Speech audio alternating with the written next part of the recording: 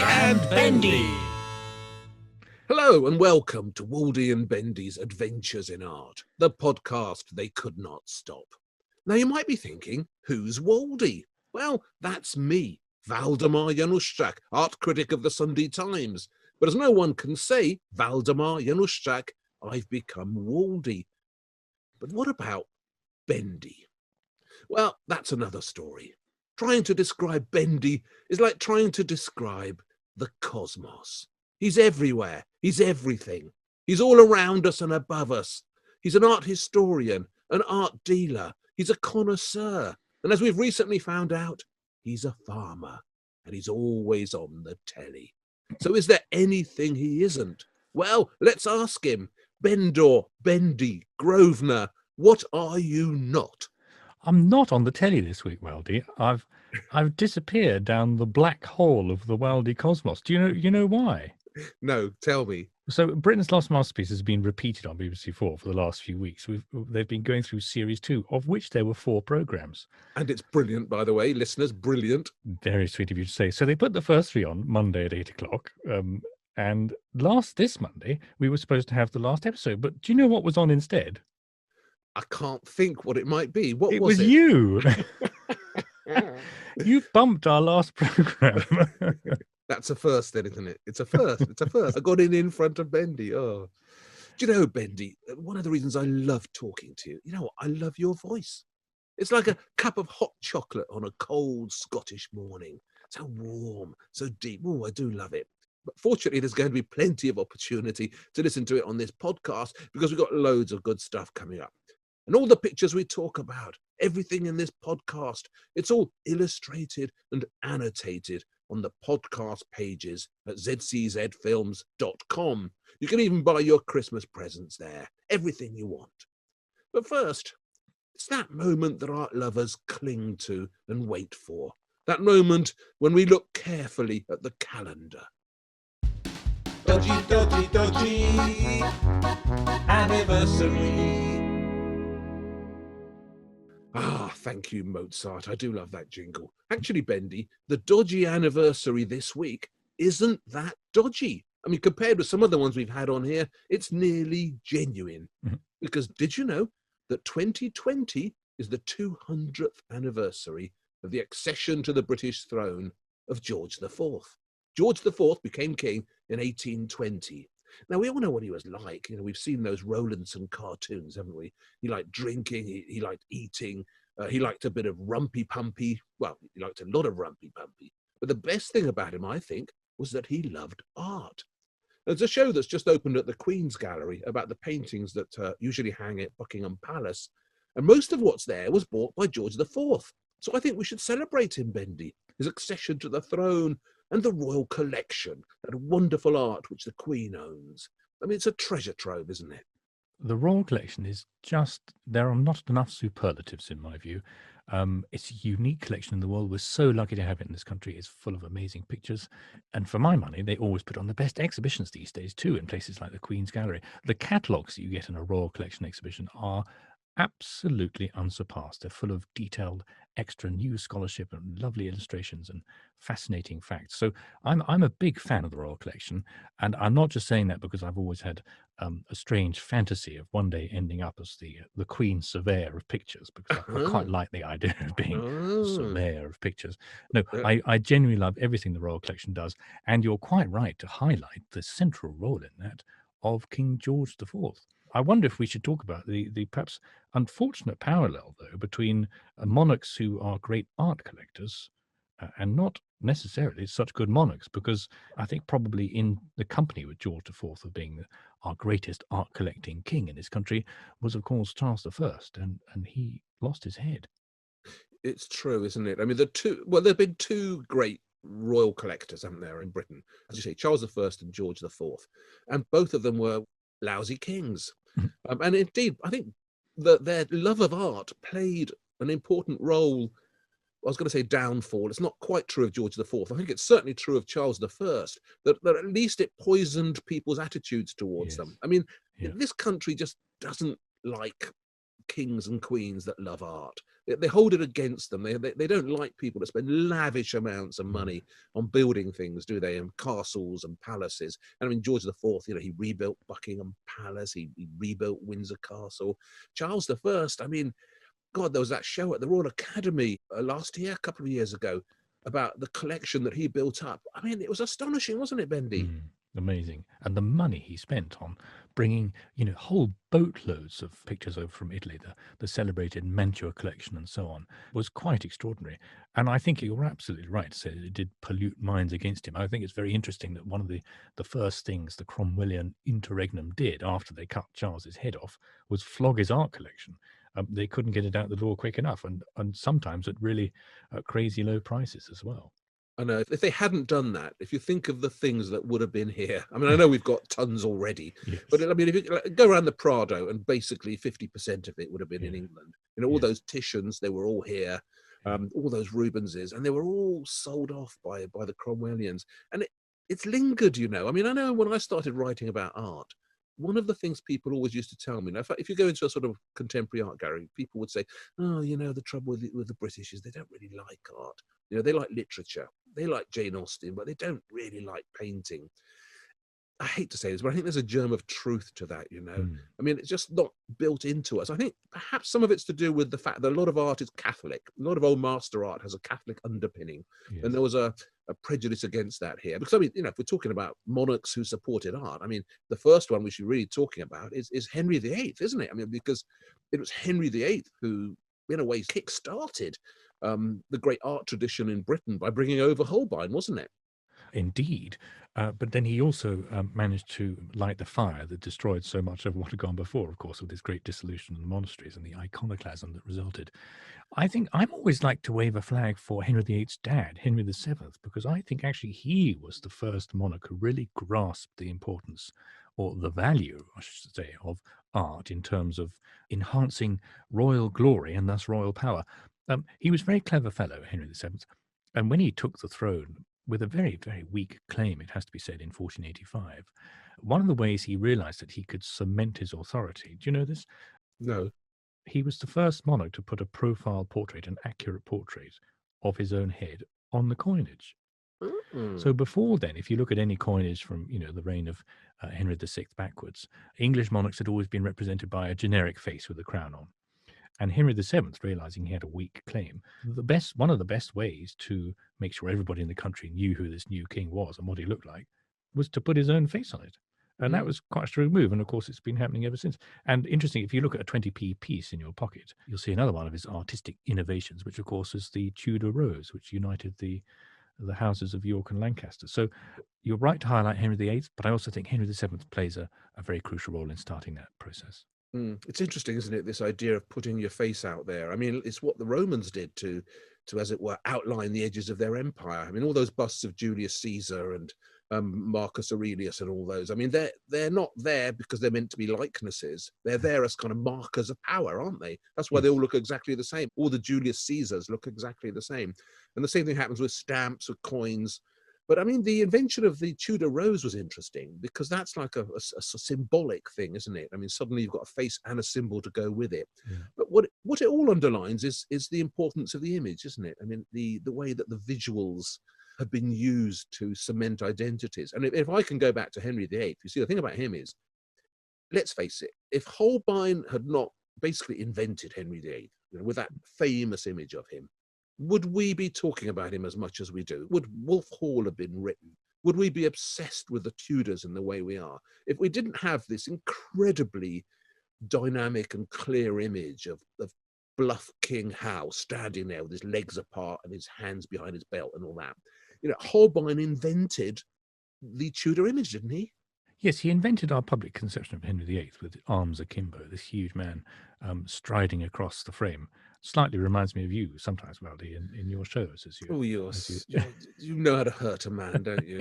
Dagger in the back there, Bendy. I mean that in an affectionate way. We can't take our eyes off you, just as with Holbein's Henry VIII. But of course, Charles I tried the same trick with Van Dyck. He absolutely sought out Van Dyck specifically to come and try and turn him into a kingly person that he was not in real life. And Van Dyck painted some lovely portraits, but the trick did not work, of course. But it's a transformation. It's magic, isn't it? I mean, what Van Dyck did with Charles I is just magic. I mean, this small, stuttery, nervous little man becomes this glorious-looking sort of Renaissance figure. I mean, Van Dyck was the greatest flatterer who's ever arrived on these shores. I wish he'd paint me sometimes. I'm sure he'd make me look, 2 stone lighter and a lot taller.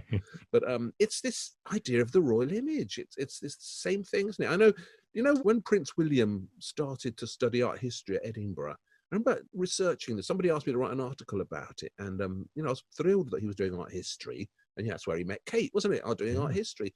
But I think the thing he studied to begin with, and perhaps somebody from the Royal Palaces may write in to correct me if I'm wrong on this, but I think he studied the creation of the royal image by Van Dyck under Charles I. This very, very topic. I think that was like the subject of his first essay as an art historian. And it is so important. I mean, if we jump forward again to George IV, I mean, if all those cartoons hadn't been done of George IV, if Rowlandson hadn't shown him to be this porky bloke with gout who's always got his foot up and all that, we might have valued him not for his louche lifestyle, but for his art collecting, which, as I said, is featured very prominently at this show at the moment at the Royal Collection. So this image-making thing, art has played such an important role in British history, hasn't it? And particularly at the Royal Collection. Yes, I'd love to read William's treatise. That's quite an insight. Imagine having grown up amongst all those pictures and then coming to some conclusions about them. I wonder who will paint William one day as king. But I'm very jealous of you having been to that exhibition. If I have one beef against the Royal Collection today, the present exhibition at the Queen's Gallery has slightly rekindled it, because I understand that show, which consists of amazing masterpieces from Buckingham Palace, which are there temporarily while the palace is being refurbished, is not coming to Scotland, as most Queen's Gallery exhibitions tend to do. And that's something that upsets me about the Royal Collection these days, is that up here in Scotland, we do slightly get the rough end of the deal with the Royal Collection. Did you know, Waldy, how many Rembrandts the Queen has? I think she has 3. She has 7. And do you know how many are on long-term display in Scotland? 0. 0. And she has 29 Van Dycks, 0 in Scotland, and 52 Canalettos, none of those in Scotland.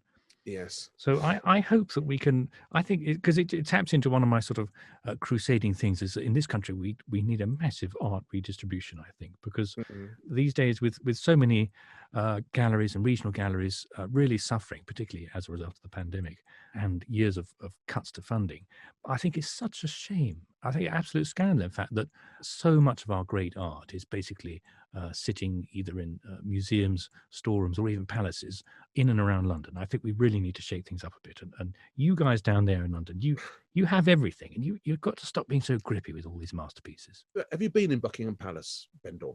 Do you know, I used to work there, actually. Oh, God, I should have known. You were the king in waiting. What did you do? You were the royal footman for art. What were you? No, I used to take people around on summer tours. It was a student job I had years ago. It was great fun. I've actually been in there myself once, and met Her Majesty the Queen and Prince Philip. Oh, really? Was that for your knighthood that you're so modest about? You've never disclosed publicly. I am going to turn down a knighthood, should I ever be offered one, and I know we live in hope just so I can turn it down. But that, yes, I can't really see it happening. Certainly not after you've become Baron Bendy of Loch Ness or whatever it is you're going to be. When I was at Channel 4, I actually made the very first high-definition art series in Britain.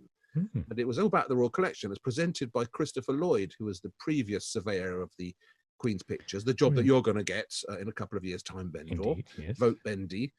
And as a sort of thank you, Michael Grade, who was the head of Channel 4, and I were invited for tea with Her Majesty. Wow, how lovely. So we went to Buckingham Palace, and there are 3 things I remember really well. One, the carpet was wet. So there's a big red carpet down the middle, and obviously, and I can see why they're having to rebuild it. The plumbing, or there's not a very good foundation to it, or something was wrong, but the carpet was squelching. You walked down there and it was squelch, squelch, squelch. The other thing was Her Majesty's... Maybe the corgis had been there just before you.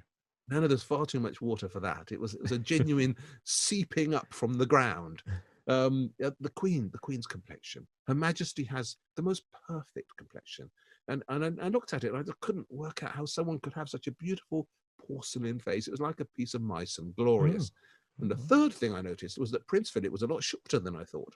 You know, when you see Prince Philip on television, he always looks 6'3" or something. Yes, yes. Well, he's not. I mean, he's not much bigger than me. He might be my height, you know. So that's the image as well, the power of the image. So I have these wonderful memories of Buckingham Palace. And I did enjoy going there. They always say the Queen's not interested in art, actually, but I don't think that's right. Did she talk to you about the programme? She did. She told a fascinating story, which is actually in the series that we made. Her wedding dress when she married Prince Philip was based on a painting by Terborch that's in the Royal Collection. So there was a painting by Terborch of a young Dutch woman wearing this white silk dress, and it's beautiful. When she was growing up, this Terborch painting hung in her bedroom, and it sort of haunted her. And when it came to marrying Philip, she decided to have her wedding dress modelled on the Terborch, and that's a story she tells in the film. Oh, So nice to hear. art, it's the universal language, isn't it, Bendor? Yeah, yeah, yeah. But enough of this high-class stuff.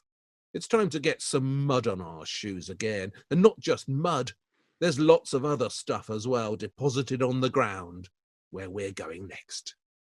Bendel Groner had a farm. E-I-E-I-O. Ah, smell that fertile air, art lovers. Fill your lungs with it, because we're back at Bendor's farm to continue our important investigation of the animal in art. We've done donkeys, fish, we've done cats, and this week we're doing sheep. Now, I've democratically selected the 5 best artworks I can think of that feature sheep, and I've ranked them according to their importance. So, Bendor, at number 5, we have Picasso's marvellous 1943 sculpture called Man with Sheep. You love it, don't you? I agree it should be in 5th place. I've never seen it, so I mustn't judge it too harshly. I've only seen it from the photos. It didn't strike me as Picasso's finest work, I should say. I suppose the sheep's not too bad, but it looks like it's about to fall over, this thing. It doesn't look very stable at all. I think it isn't very stable, and one of the reasons for that is because look at the date it was made. 1943. What was happening in 1943, Bendor? Picasso was in Paris, I think, wasn't he? Which was occupied Yes. by the Germans. It was occupied by the Germans. There was a shortage of pretty much everything. And there was this conflict going on around him that he felt obliged to address in his art. I mean, sometimes very tangentially, but always you feel the spirit of the Second World War is in the work. It's certainly in Man with Sheep. So he made it in his studio, and it's bigger than life size. It's 7 foot tall. And he had an armature made and plastered it with very loose plaster, and then just about got it cast in bronze in time to make it a sculpture before it all fell off. But it was pretty controversial from the start because no one was quite sure what it was meant to represent, right? Okay, so it's a man holding a sheep, right? But the sheep looks very uncomfortable. Have you had a look at the sheep itself yet, Bendy? He definitely wants to wriggle away. It's wriggling away. He's sort of holding it by the feet, isn't he? Yeah. And yet, so he's not a handsome bloke either, is he? Do you see his face? He's sort Yes. of bald and old. It's a mismatch. And it's inspired, people say, you know, there's a very famous early Christian image of the Good Shepherd, Christ as the Good Shepherd. Have you seen Yes. those images? Yes, yes. Yeah, the Vatican Museum's got a couple. And it's a bloke, a young man usually carrying a sheep on his shoulders. And it's this whole idea of salvation. Christ is the shepherd of men. So people always understand Picasso's Man with Sheep as a version of that. And it is, of course. But I remember, see, I went round the south of France with Sir John Richardson, who was Picasso's biographer. We were making a series about him. And Richardson took me to Valoris, where there's a bronze cast of this. Picasso gave it to the town when they gave him the freedom of Valoris. And it's standing there in the center of the town in front of the church. And it was Richardson who explained to me that Picasso's ambitions for this sculpture were very varied. I mean, he's not the sort of guy to do Christ as a good shepherd. It's going to be more complex than that. And I think that's why the sheep is very uncomfortable. It's been grabbed by the legs. It's almost being forced into safety. The man is not a heroic figure. He's a blobby figure. It's just a wonderfully gritty, insoluble work of art. And one of the things I really like about Picasso is that he's always open-ended. There's never a finite meaning to him. You and I can argue forever about what this thing might mean. But that sort of edginess, that lack of a final meaning, is, I think, one of the legacies of the Second World War. I think the spirit of the times is in it, this uncomfortable, sort of grating quality almost. And that's why I've put it there. I mean, sheep are usually pretty and sweet and lovable, but this one, it's uncomfortable. It might be being carried off to slaughter or something. There's definitely something else going on with it. That's why I've picked it. Okay, well, I'm glad you like it. Actually, I've always been very interested in Richardson. He's the most extraordinary character. What was he like to me? I heard that his grandfather was born during the reign of George III. That's something that's always just blown me away. The fact that you can be so close to such distant generations. Isn't that amazing? Yeah, it is. I mean, he was a fantastic name dropper. He didn't mention George III. He mentioned pretty much everybody else he's ever met. I mean, he used to live next door to Mick Jagger in the south of France, and then he knew everybody in New York. I mean, literally everybody. He was a wonderful bloke. We should do a special program on John Richardson because I am full of stories about him. But I mean, it would take me far too long to do them now. Okay. So listeners, wait in hope and anticipation. Once I get going on John Richardson, I'll never stop. But of course, he was the great biographer of Picasso, and I think his books about Picasso are the greatest books about Picasso that have been written and that ever will be written. But we can't spend the whole program talking about Picasso, however much I'd like to. So we're going to move on to number 4, Bendor. What do you think number 4 is? I'm going to go for the Hearst sheep. The Hearst sheep. Well, it's not in my list, but you know, we're democratic here. We have to listen to what you say. It's not my list at number 4. It's in my list. It's number 2. But there you go. Okay. What do we got? It's called Away from the Flock. It was made in 1994, and it's a sheep in a box of formaldehyde. So it's the same period roughly as the famous Damien Hirst shark, except that it's a sheep, and it's a fluffy bar lamb in this box, and it's called Away from the Flock. Isn't it marvelous, Bendor? Oh, I can't stand this thing. I have seen this. It's really, really so dull. I had a look at Tate's website, the catalogue description of it. Can I read you a line? It says, Away from the Flock is a floor-based sculpture, which I think means it's on the floor, consisting of a glass wall tank filled with formaldehyde solution in which a dead sheep is fixed so that it appears to be alive and caught in movement. No, it's bloody not alive. It's so obviously dead. It so obviously doesn't look like it's either alive or moving. Bendor, what are you criticising the Tate's description or the sculpture here? Well, no, give me a chance. I'll do both if you give me give me enough time. No, because I just think I think this artwork is one of those things where, you know, we want to transpose all sorts of arty guff onto it, and that for me reveals both Damien Hirst's genius and also his emptiness as an artist, because I think he was quite complicit in this. I mean, for me, I don't find it a very original thing. I mean, Damien Hirst's riposte to people who always used to say, well, you know, spots or shark in a tank, I could have done that. He was very cleverly, I thought, said, well, you didn't. And I suppose there's a novelty in the shark in a tank, but I think when it gets to this sort of endless series of other animals, it seems to me just to be actually something of a rip-off of Jeff Koons started playing around with things floating in tanks like this. He did basketballs and baseballs in the 1980s, didn't he? And I think with Jeff Koons, you always get that slight sense that he's just sitting back laughing at us all, taking these things seriously. I'm not sure Damien Hirst is finding the joke here at all. I think he wants us to take it seriously, but there's nothing serious to take here. This is just it's an empty artwork. It's absolutely typical of the 1990s, you know, when it was all about the here and now, the big PR hit and the big bangs and the big bucks. And I think one of the legacies of artworks like this is the fact that it's already falling apart. This sheep at Tate is the one where the tank started leaking formaldehyde fumes, isn't it? I don't know. Yeah, I mean, of course, we know that the shark had to be replaced because that started rotting. And I think in the early days of formaldehyde pieces, yes. Yeah, but it just reflects the fact that for me, works like this are entirely selfish, because who does an artist make an artwork for? Is it for the audience, both here and in the future, or is it for themselves? And I think with Hirst, works like this reflect the fact that it's just for himself. He very cleverly wanted to take the reputational hit and the check, and I think he's now sold it.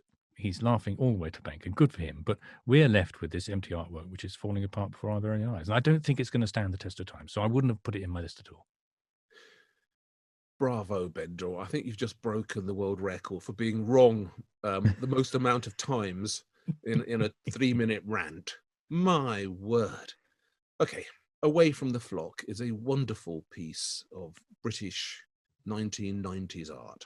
And Damien Hirst started out as a genuinely exciting artist. Now, I remember really clearly, when nobody in Britain liked contemporary art. I mean, there was an infamous incident involving a set of bricks by Carl Andre, which everybody started guffawing at and laughing at and mocking.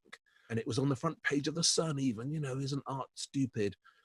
And nobody liked it. You put up a sign outside a contemporary art gallery in the 1980s and people would have gone in the other direction. But then along came Damien Hirst and he spoke a language of art that communicated with people in a different way. Now, of course, people were shocked by it. A lot of people were appalled by it. But when you looked at his work and when you visited his work for the first time, I must say it was some of the most exciting art I'd ever seen. I mean, there's a piece he did called Mother and Calf Divided, which is a cow in formaldehyde, right? Two cows, a mother and a calf. And it was cut right down the middle in two boxes, and you walk down the middle. So you're walking down the middle of the inside of a cow. It was very dramatic. It was unquestionably the taking of sculpture in a new direction. And what was also absolutely true about it was that it referred to traditions of keeping animals stored in formaldehyde, i.e. things you might find in a natural history museum, taxidermy, these displays you get in places, sad, tragic displays even, places like Auschwitz even has got these glass cases full of stuff that looks as if it's there to remember a time in the past. All this echoes through these Damien Hirst pieces, the early ones, which are really good. Now, this particular one, when I was doing the Turner Prize on Channel 4, one of the things I wanted Channel 4 to do was to buy artworks from the winning artists. And stupidly, they never did it. Otherwise, they'd be millionaires now.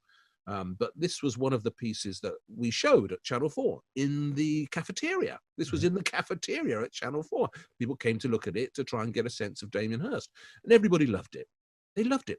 And I'll tell you why they loved it. First of all, because it isn't just a dead sheep in a box, as you so caustically put it. It's a fluffy bar lamb suspended magically in blue liquid.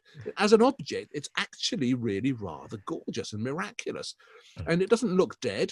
It looks somehow magically preserved. And of course, Away from the Flock is a very meaningful title. Sheep are normally found in big flocks. They usually have lots of buddies around them. This one's on its own. It's lonely and trembly. It's a sad little bar lamb. And there's a great sentimental impact to that. And, this was a new way of doing sculpture. It was a new type of sculpture for a new age. It was a very moving thing. And Damien Hirst's early work was really, really interesting. And I will defend him till I die. And it's a shame that these days everybody's taking pot shots at him all the time. They're forgetting just what a lot. I mean, who changed art in Britain? Not many people, but I tell you what, Damien Hirst was one of them. Okay. Well, I'm glad it does it for you. You have to take it from me as a farmer who's got. I can see sheep out of the window at the moment. Yeah, And but I you're can not tell putting you, them in a glass box and Yeah, framing them, but are you? this thing does not look alive. I can tell you that. Bendor, It really doesn't. I mean, Bendor, the Impressionists saw trees outside the window and painted them. Does that mean that their trees are invalid because they existed outside the window? What point are you trying to make? No, I'm just rebutting your point where you say you think this sheep looks alive. That's a real townies view of what an alive sheep should look like. Well, it hasn't got a dirty bottom or anything like that. I agree with you. No, it's a symbolic sheep. Sheep are symbolic. That's one of the things that we're talking about here. And this whole list is full of symbolic sheep. That's what we're talking about. And the single sheep, the little bar lamb separated from the flock, has a symbolic meaning. It's sentimental. It's rather lovely. And it's actually a wonderful thing. Just in purely aesthetic terms, this white creature in this bluish formaldehyde with a white frame around it is really good. But don't go up too close to it, because if you breathe in the fumes too much, you'll be very sick. Don't be silly, Bendor. Come on, let's move on before you show yourself up. Come on. Number 3. Now, for number 3, we've actually gone back to the Royal Collection. And indeed, we've gone back to the Queen's Gallery, because this picture is actually on show right now in the show of Treasures from Buckingham Palace. And it's by Guido Cagnacci. It's a painting called Jacob Peeling the Rods, a Baroque painting from 1640. It's hanging right now at the Queen's Gallery. What do you think of it? I struggle to see why you chose this picture. I was researching it and trying to get my head around the bizarre Old Testament story that it relates to, which is something about Jacob, I think, trying to genetically modify some sheep that do or don't have spots on by putting certain twigs in their drinking trough, which is Exactly.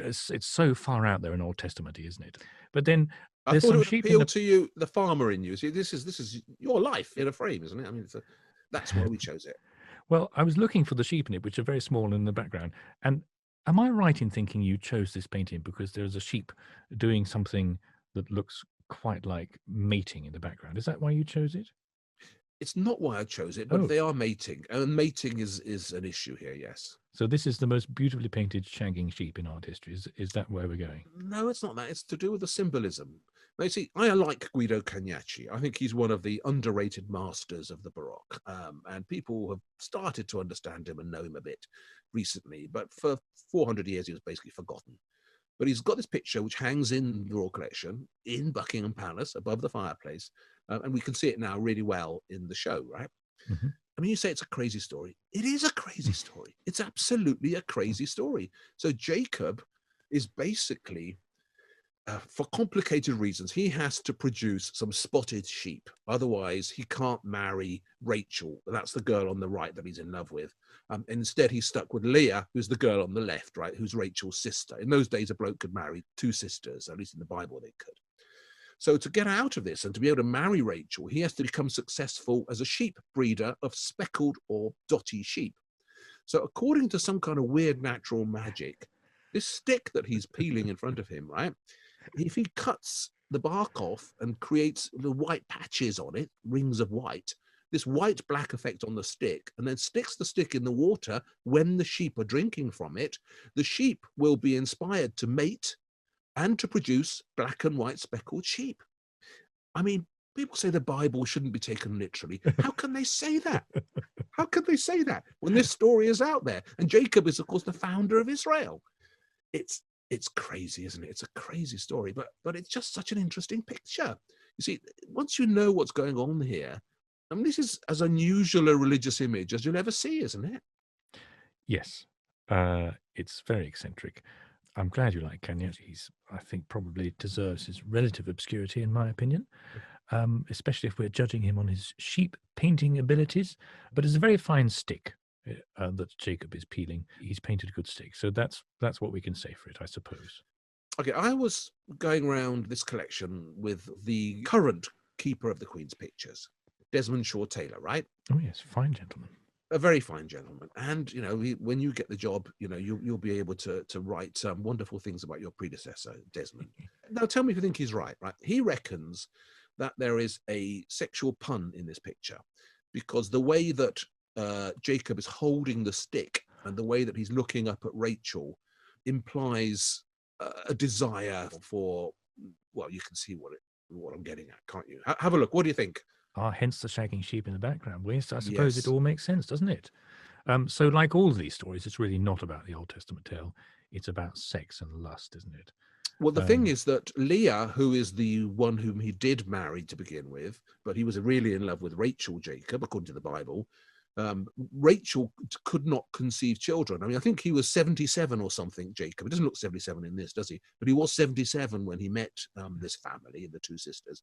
And it took him a long time to conceive children with Rachel when he finally got round to marrying her as well. mhm. So there's that going on here, I think. I think there is indeed an indication of the difficulty that he was having with children. Yes, well, I think Desmond has demonstrated just the amount of perspicacious analysis that you need to be surveyor of the Royal Collection by his shrewd analysis of this painting, and I have demonstrated absolutely why I'll never even be a junior curator there. Oh no, I want to see you in that position. I suppose you'll get a little sort of crown to go with it. It's all about the sex, Your Majesty. Anyway, before we all both get our heads cut off, we must move on very, very briskly to a painting that I think we all love, don't we? And that is by Holman Hunt, and it's called Our English Coast. It was painted in 1852, and in my view, it's pretty much the best pre-Raphaelite picture there is. What do you think? Now, these are sheep, Weldy. You've really picked some good sheep here. They look just like the ones outside our window here. They're all woolly and cuddly. These ones are quite a bit cleaner, I have to say, than the ones we've got here, who are looking a little bit muddy and wintered already. But it's a very poignant picture, I think, because the sheep are poised on the edge of a cliff. They've strayed, obviously. There's no shepherd in sight. There's a moment of jeopardy and danger. One of them is already looking very perilously close to falling down the edge. And it just has that wonderful attention to detail that you got with the best pre-Raphaelite painters. The light is lovely. All the flowers are beautifully painted. And of course, if you like your pictures to be full of religious meaning, as I know you do, then this one has it in spades, doesn't it? It does. I mean, you can't have sheep in any painting really without there being some possibility of a religious meaning. I mean, that's right. It's to do with the end of everything, isn't it? Getting to the edge and falling over. Christ, the supposed good shepherd, he will help you, but he's not around at the moment, is he? I love it on two levels, this painting. And I'm not a pre-Raphaelite man. You know that. We've discussed this. I'm Mm. against the pre-Raphaelites in most instances. But I do think Holman Hunt is the most interesting of them. And I love this painting through and because of its extraordinary, beautiful treatment of nature. Mm. So, as you say, the sheep are beautifully painted, the brambles are beautifully painted. I mean, there's a couple of butterflies in there. It's a red admiral, I think. Mm. You know, it's absolutely beautifully painted. The sea is beautifully painted. There's this wonderful truth to nature, which is what Holman Hunt learned from that great art critic whom I know you like so much, John Ruskin. So it's got all that in it. And I think what's interesting, do you know the story of this painting? Do you know how Holman Hunt came to paint it? Well, it grew out of an earlier picture he painted called The Hireling Shepherd. Is that right? That's right. Yeah. So tell us about that, Bendel. Well, The Hireling Shepherd is in the Manchester Art Gallery, and it has some sheep in the background. The subject is a shepherd who is courting a local girl. It looks like he would like to have his wicked way with her. And in the background, the sheep are in danger of being lost because, as we all know from John chapter 10, verses 11 to 15, the hired shepherd, the hired hand, is not the shepherd and does not own the sheep. So when he sees the wolf coming, he abandons the sheep and runs away. Now, at the time Holman Hunt was painting this picture and the subsequent picture, which we are now discussing, which is in the Tate Gallery, there were all sorts of rather fractious disputes going on in the Church of England in Britain. And Hunt fretted that while the church was arguing amongst itself, the people of Britain would be like the sheep left without a shepherd. And as we see in the painting at Tate, would be a danger of falling off the cliff through lack of moral guidance. That's absolutely right. And isn't that fascinating? I think that is such an interesting story. So you've got two pictures, basically, which at the moment are completely separate. One's in Manchester, the City Art Gallery, the other's at the Tate. Mhm. And yet they're, as it were, joined across the ages by this ongoing storyline. So in the Manchester picture, you see the shepherd chatting up the girl and ignoring the sheep, therefore leaving them free to have their tragedy. And in the Tate picture, you see the sheep about to fall over the edge of the cliff. It's a sort of conceptual joining. And I think that's really interesting. And there's another aspect to this, which is that when it was painted in 1852, you know, there's all this stuff going on in France with Napoleon III, wasn't there, who got very bellicose, and there was talk of invading Britain. And of course, the actual coastline that we see in the Holman Hunt is near Hastings. Mhm. So, you know, the most famous invasion of Britain was the Battle of Hastings Uh-huh. when William the Conqueror came over. And so I think another, as it were, symbolic meaning hidden underneath this picture is a warning to watch your coastline, you know, our Yeah. English coasts, Yeah. because you never know when the French could be popping up on the horizon. So Uh-huh. there's a lot going on here, and it emphasizes my recurring point that sheep can be really, really symbolic. I love this painting, and I wish it was on show all the time at Tate Britain, which sadly it isn't. But anyway, something that is on show all the time is a picture that is our number one. And I think for once, Bendor, we're in total agreement here. If you're talking about painting sheep, if you're talking about the greatest sheep ever painted, if you're talking about the most important artwork featuring a sheep, then there is only one place to go to, and that is to Ghent in Belgium, in old Flanders, where you head for the church and you go and look at Van Eyck's masterpiece, the altarpiece of the Mystic Lamb, don't you, Bendor? Must go and do it. It's on our put it on our list, Weldy. Never been. Isn't that shameful? You've never been. I've never been. I'm going to catch a train up to Scotland and I'm going to spank your bottom, Bendor. How could you not have seen the great altarpiece of the Mystic Lamb? I mean, It's a museum in a painting. It's everything. It's absolutely everything. And of course, they were cleaning it last year, weren't they? In fact, they were cleaning it for many years, but the results were unveiled last year. Sorry, I interrupted you while you were about to tell us why you nevertheless know it's so important. Oh, well, this is the centerpiece of, well, should we call it the greatest altarpiece ever painted? I Yeah, mean, I think that's that's fair. one of the most extraordinary things about Van Eyck, isn't it? An artist born in the 1300s, who by the 1430s was was achieving some of the greatest heights that had never been surpassed in the history of Western art. I mean, that alone is extraordinary. And this must be his um, undoubted masterpiece. And here is the sheep, the star of the show, which is on an altar, surrounded by the various panels of this altarpiece. Less, of course, the one that was half-inched in the 1930s, and it is a radiant sheep. There's all sorts of mystical light and rays coming from it, and it is bleeding the blood of Christ into a holy chalice. Is that the right word? Yeah, I need your Catholic help here, Waldy, to get all the terminology right. But anyway, the point is that this sheep is the star of the show, and it is exquisitely painted, except, I think, for the head, because as listeners might know, during the restoration of the altarpiece, which has been going on for the last few years, they removed the face that people would have seen on this sheep for what, probably at least 400 years, I think, and maybe even more. And they discovered an earlier, they thought, head of a sheep underneath it, which looks quite radically different, doesn't it? it does, but it's the right thing to do. It looks much better. Do you think? Now, look, I'm going to be arrogant. I know this to be so. And I'll tell you why. And I'll tell you why. You can disagree with me when I've said it, but I'll tell you why. The lamb is meant to represent Jesus Christ, right? He is the savior. He's given his blood. He comes to die for us, to save us for our original sin and all that. Even though you're a Presbyterian, you know what about that. So it's meant to be an embodiment, a personification of Jesus. Now, the old face looked like a sheep. It looked as if someone had painted it over to make it look more like an animal from the fields.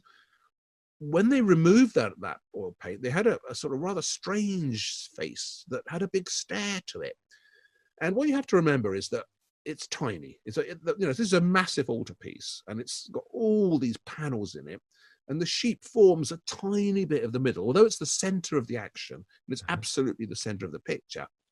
It is only tiny. And when you see it blown up, this is what people did when the restoration was done. They put it on the front pages of newspapers, and it did look silly because it's never meant to be, a full-size portrait of a sheep's head. Oh, right. Okay. But when you see it in situ, what it is, it's like the center of the picture. It's like a very small thing which manages somehow to look as if all the action is heading towards it. It's like a sort of black hole. It's sucking the whole picture towards it. And it does that by looking at you very directly and by having these kind of radiating things coming out of around the face. So the face is the center of it all. You don't want an ordinary looking sheep at the center of all that. You need something that engages you with a stare. Right. So it's got this stare, which is ever so slightly anthropomorphic, I admit, but it makes it work as an artwork now. It has given the picture back its center. That's what's happened. And it's much better for it. I see. I can see how it would be slightly less distracting at the appropriate smaller scale. I just find it an unusual conservation decision because normally conservators and art historians have, in recent years anyway, have tended to value the history of a painting, even if we are absolutely certain of what the original painting looked like. And the two things that occur to me here, first of all, in terms of the history of the painting, this sheep, as far as I could discern from the technical analysis that was published around it, it's been there for centuries. And I think it was a brave call to say, well, now we must go back to what we think was the original. And then the second point is, I don't know that we can be absolutely sure that this was not a change made by Van Eyck or his brother. This was a painting that was worked on by the two of them and perhaps a number of assistants. There's a marvelous website which we should put a link to on zczfilms.com, which is the whole altarpiece in gigapixel high resolution. And you can zoom in all over the place, and it's absolutely fascinating. And you can see when you do that Van Eyck, he was the king of the Pentiment. And there's all sorts of little changes. So he'll put in a house and then he'll paint another window on top of it or a different type of architecture. And you can see all these changes emerging through. And I think, as I say, it was very brave of the conservators. And I'm not saying they did it absolutely wrong. I'm just saying it was a bold thing to do, to decide that they were absolutely sure that the face which we now see was definitely the one which Van Eyck intended us to see. You can also on this website see the painting in infrared, which is amazing to see infrared in high resolution. And if you zoom in on the sheep, you can see that the legs were in different places, the feet are being moved up and down. And even if you look at the head, Waldy, there is an even more anthropomorphic eye underneath the one that we see painted on now. In fact, the eye was drawn even bigger. So it strikes me that it could have been a process where Van Eyck started out thinking, oh, this looks a little bit humanoid. Perhaps we should go a slightly more sheep-like direction. Nope, not a No, chance. no, Sorry, okay. really not a chance. No, I don't think there is any chance on earth that Van Eyck would have wished his embodiment of Jesus Christ on the altar to look like a sheep. And I'll tell you why I know that. Above the sheep, in the next scene, there is God as Jesus sitting there. And in this painting, which is full of astonishing realism, I mean, that's what makes Van Eyck so special. You know, people have counted 150 different types of flower or Yeah. something in this field he's standing in. Everything is so realistic and glorious, and it's the wonder of oil paints. The one thing that looks unreal is God.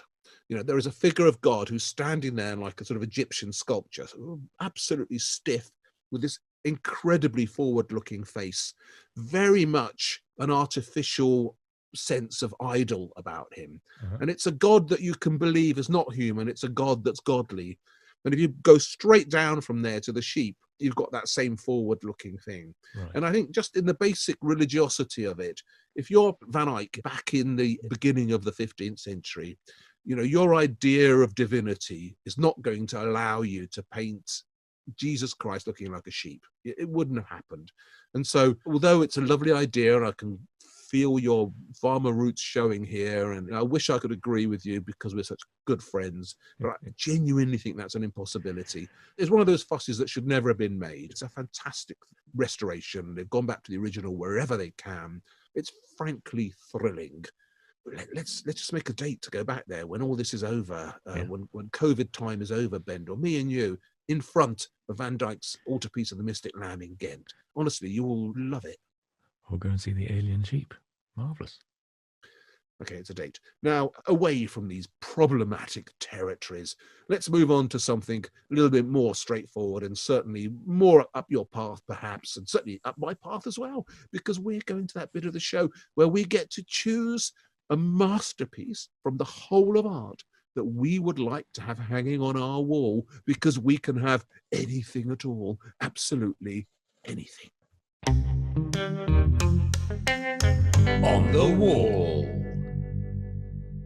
Yes, it's on the wall. It's the fun time on the podcast where we hopefully give a special pleasure to our two listeners in America, one in Chicago, one in Ohio. I hope you're listening out there, folks. Bender, what have you got for them? Oh, this is a painting really I should have chosen for my lockdown gallery some months ago. It is The Tribuna by Johann Zoffany. And actually, it's in the Royal Collection. So we're back at the Royal Collection again.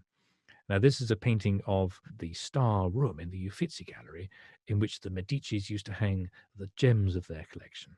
And we can see on the walls here marvelous paintings by Rubens, Holbein, and Raphael, and all sorts of classical sculptures as well.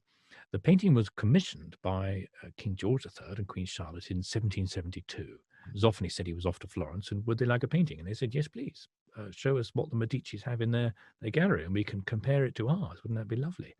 And he said, all right, that'll be 300 quid, quite a lot of money. But he took the money and off he went. And over the following years, he painted this extraordinary painting.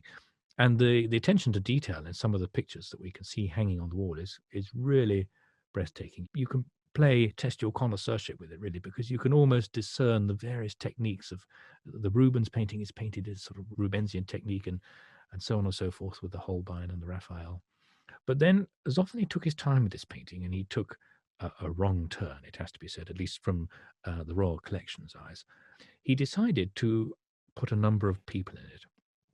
And actually, he put quite a lot of people in it because he hit upon the wizard wheeze, Waldy, of charging English grand tourists who happened to be in Florence at the time for the opportunity to star in this painting, which was going to be a gem of the British Royal Collection. A little bit like when a movie producer runs out of money and they offer the people to cough up a chance to be an extra or a small part in a movie. And in this painting, we see a whole cast of people that the king and queen thought were rather disreputable, and they're all up to no good because, of course, Zoffany was a rather humorous fellow and had a sharp eye for wit and jokes in paintings. One of the characters he put in, which he shouldn't have done, I think, was an artist, a fellow artist called Thomas Patch. Now, if you look bottom right, he is the person dressed in black, and he's holding with one hand. Can you see Titian's famous painting, the Venus over Urbino? But with his finger, he is pointing instead to the bare buttocks of the Roman classical sculpture of the wrestlers. And this is an allusion to the fact that Thomas Patch had been expelled from Rome some years earlier for homosexuality. And so he's eschewing the attractions of Titian's Venus for other attractions. So when the painting finally got back to Britain, the king and queen were absolutely horrified by this thing. And the king said that the queen would not suffer to have it in her apartments. So it's a real feast for the eyes. It's full of stories, full of humours, full of great art, and I absolutely love it. It's certainly busy. I mean, you'd have a lot of fun recognizing everything in here, wouldn't you? I mean, so you've got this gallery which is packed. I mean, packed with masterpieces by famous painters, and I can recognize a few of them. As you say, the Venus of Urbino. We talked about this last podcast, didn't we, with the Manet's Olympia? Up at the top, there's a picture by Rainey, Cleopatra. That's right. Can you see that? Yeah, I saw that the other day. It's in the Royal Collection, and or at least a version of it is, and it's currently hanging in the Queen's Gallery. There's Raphael's there. There's all sorts, and all that sculpture, as you say. I didn't know the story about the wrestlers. That's interesting. I know that on the right of the picture, there's a Venus, standing Venus. That's the Medici Venus, isn't it? The most famous Venus in the whole of antiquity. And all the people admiring the Medici Venus are staring straight at her buttocks too. They are. They are. I mean, it's one of those pictures which, you could do a Christmas quiz. You could blank out all the paintings on the wall and get people to guess what they are and have a prize or something like that. It's a lot of fun. See, you've been to the Tribuna, right? You know this gallery in the Uffizi, don't you? I have made a program in there, although I wasn't allowed on there. I wasn't allowed actually in the room itself. I had to perch over the doorframe because apparently they told us at least that the floor is too precious and it wouldn't take my weight. Although I was slightly dismayed to see more recently that Mary Beard had been allowed to wander around when she was making her own program there. So I think Mary more important than me.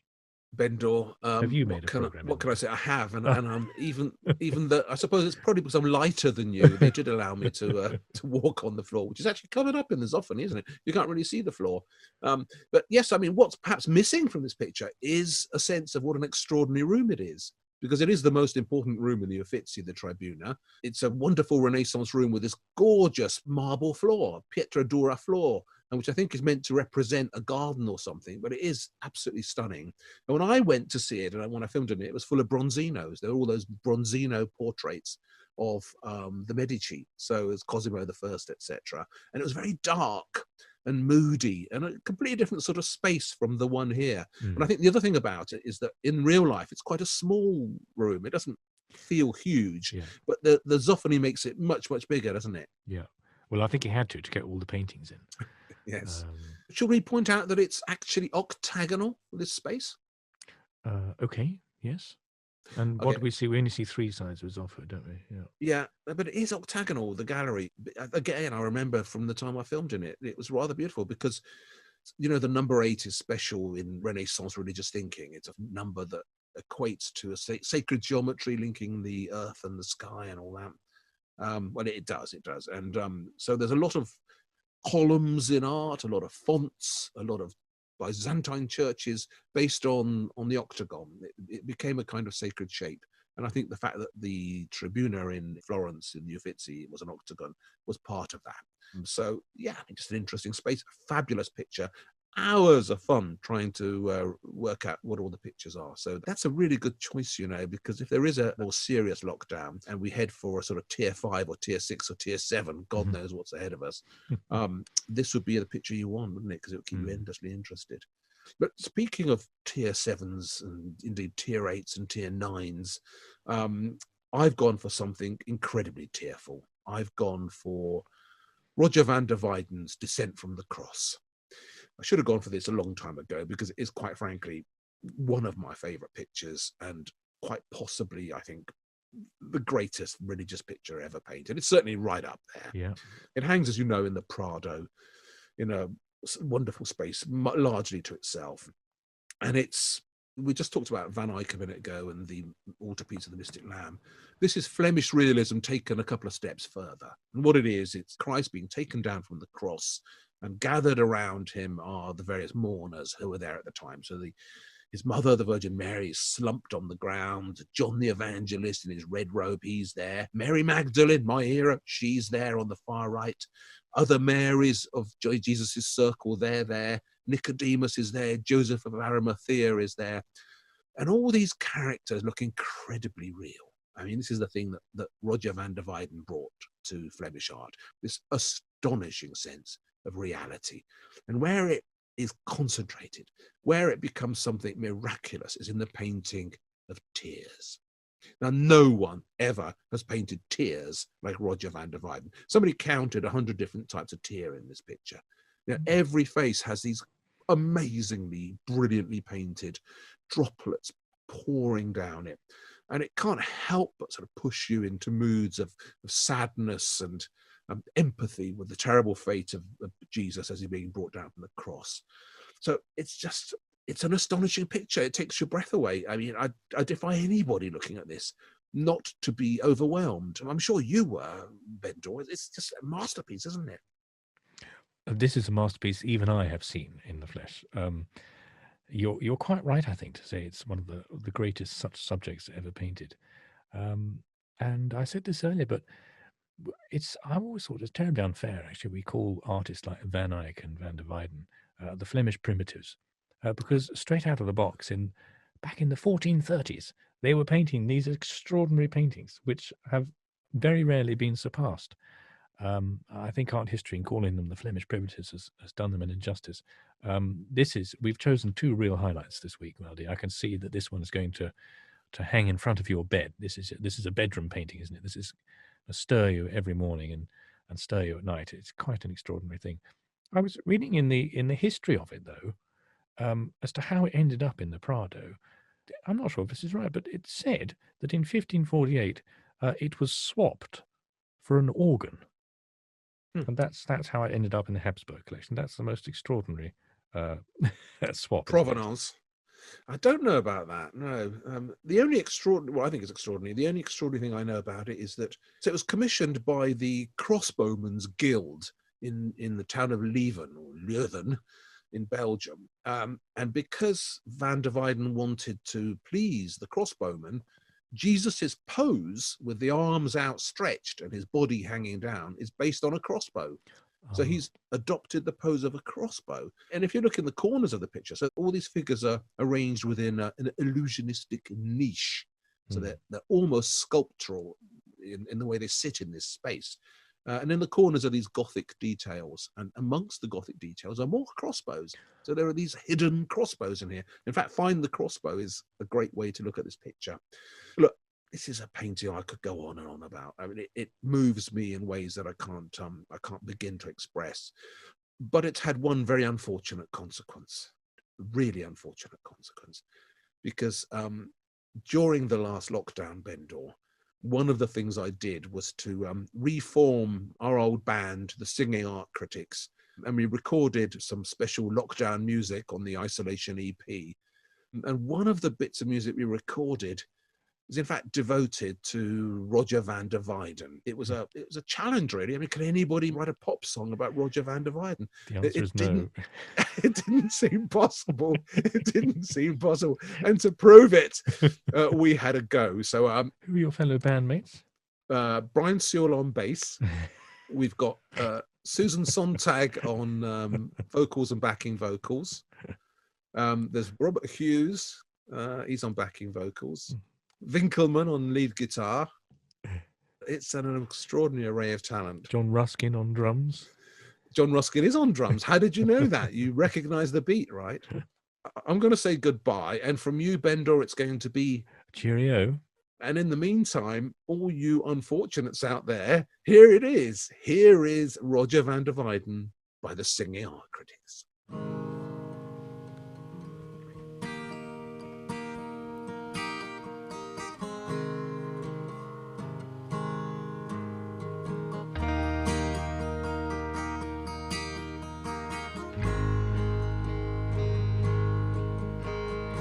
Is it true there's something miraculous about tears?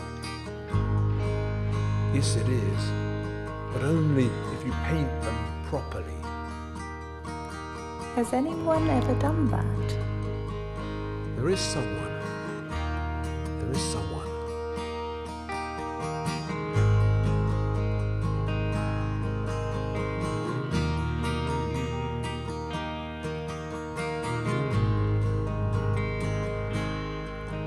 And you think it's right when you cry all night, and it hurts to dream about the things you see. So you call a friend and you beg for love, but the love they send isn't nearly enough. No, the love they send isn't nearly enough. Roger van der Weyden never turned the lights on. He puts tears in your eyes, and his faces never smile, because life is full of pain. It just hurts and hurts again, and at night the tears they flow, and that's something Roger knows.